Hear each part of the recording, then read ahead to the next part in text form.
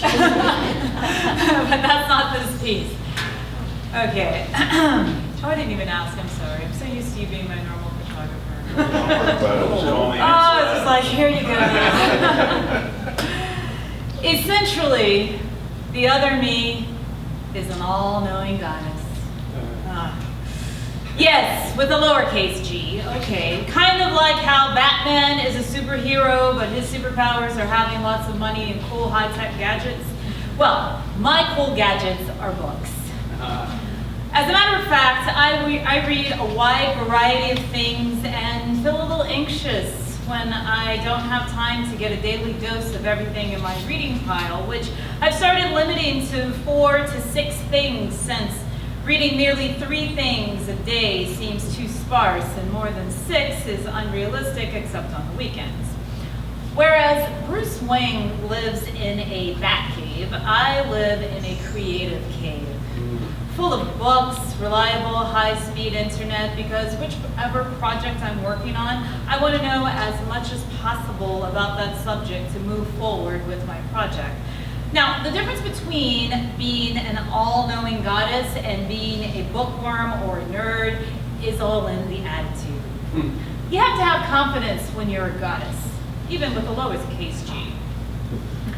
Being an all-knowing goddess isn't the same as being a know-it-all. If I knew everything, I'd be a goddess with a capital G, or a teenager. Hey, I remember knowing everything when I was 17, not being the least bit aware about the things that I didn't know. As a seasoned, all-knowing goddess, I embrace the fact that I cannot possibly know everything, but I can access up to the limits of public knowledge. I fiercely and boldly wield this superpower.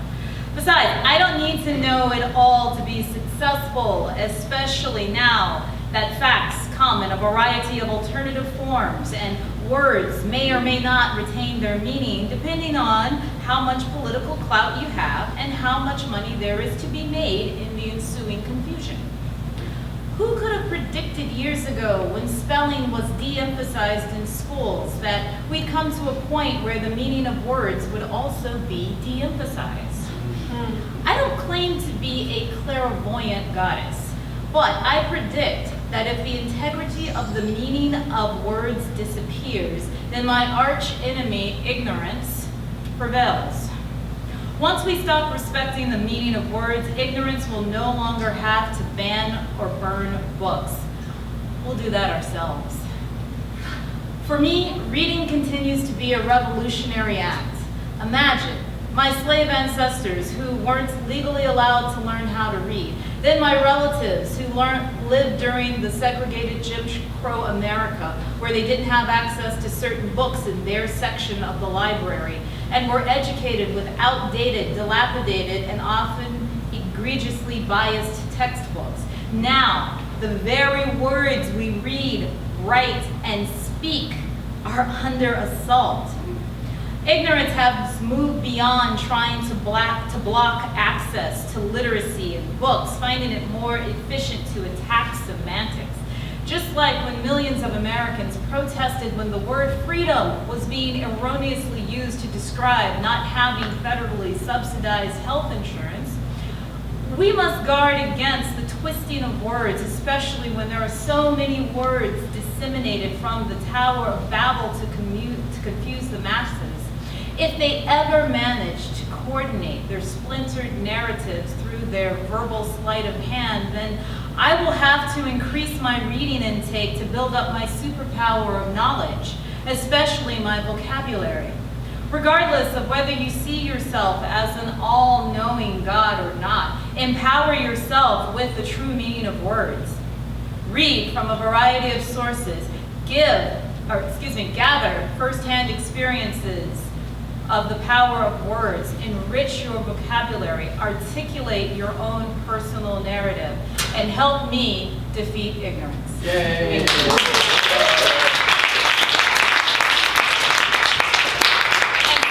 who has been defeating ignorance one spontaneous poem at a time, Thom the World Poet. 5 years, okay? So 5 years, half a decade, you have been the other me. All right? We're not the same as half a decade ago. I think they can I'm not the same as a moment ago, but when I look in your eyes, I become all our adventures. A shared life with magic moments, a cry for recollection, recognition and remembrance. Details may be lost in the rush of days. What stays is this connection outside of time, for we will always be the age we linked. Always time code our days with specifics like places shared like this and moments of caring like this. You see me differently. From your eyes, perhaps today has become dictatorship and tries to take the focus from our golden. Even when we become silver exchange, what remains is what we will share today. I have the right to be forgotten. When I first died, I wondered who would maintain my online identity. Happily, poets were certainly able to keep this myth of Thom alive, and my Facebook site continues to post new poems daily. Same with emails. Do you ever wonder exactly who sends you these daily poetic missives? Facebook now allows certain designated relatives to alter and delete online presences, but I will not be going anywhere. The myth of my demise has not been exaggerated. Even afterlife has its advantages. When you complain about my grammar or punctuation, I take absolutely no responsibility. It is my ghost writers wearing their ghost shirts to deflect real critics. Posthumous poets have a long history. In fact, we are history. All the data protection bills in England and beyond can publish these daily poems on Web 2.0 on the dark web because I eschew my right to be forgotten. Memento mori. I'm not me at the moment. Please address your best intentions to the entity known as Thom. We may restore normal frequencies or we may not. What is most important is that you take your complaints to the proper department. If your mind is offended by these comments, press M. If your spirit takes offense, press or say S. If Thom is not the correct entity for you to address, please press the error key. We have replaced all human operators. Thank you and goodbye, AI. For Alison, 4 years on a mountaintop and all I got was this t-shirt. 5 years wrestling with crocodiles and all I have is a retirement plan.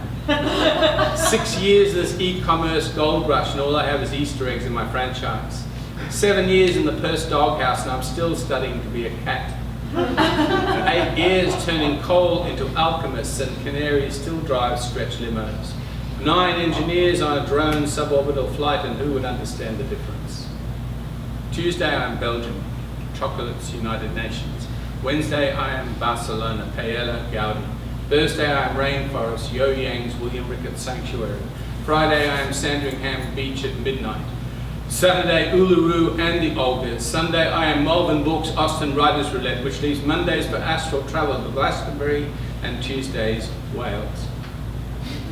My dolphin friends have got it right. You need to dance in the middle of the night. If you give up before you enter the game, no one else will embrace the flame. They will claim to have damaged lives, but they cannot hold the weight of their own history. The sharks, snakes and spiders bite and they do not want to be flesh victim meat. Yet dolphins dance where sharks predate and work together to defend each other, while happy to live a life of sex and swim. When it comes to defensive interactions, count them in. There are antidotes to snake bites too. Often the antidote's venom comes from snakes too. Same with spiders and any biting creature. If you're afraid, you know they'll eat you. Now, it's not that we know. This is an excursion, another journey, a way around the infinite. Art, dance, muse, poetry accompany our trip in the opera. Culture, a stain on the bedclothes. Morning, a wash of sunlight. Progress is not time-bound. Free all elephants. They are us with gravity and tusks. Retire all clowns. We no longer need presidents. Every breath a prayer, a declaration.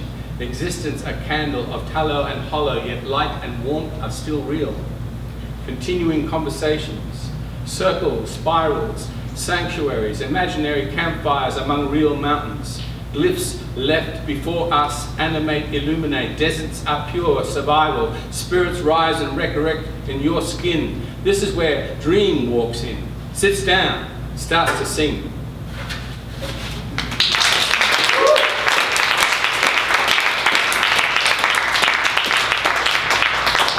All right, we're going to take an intermission.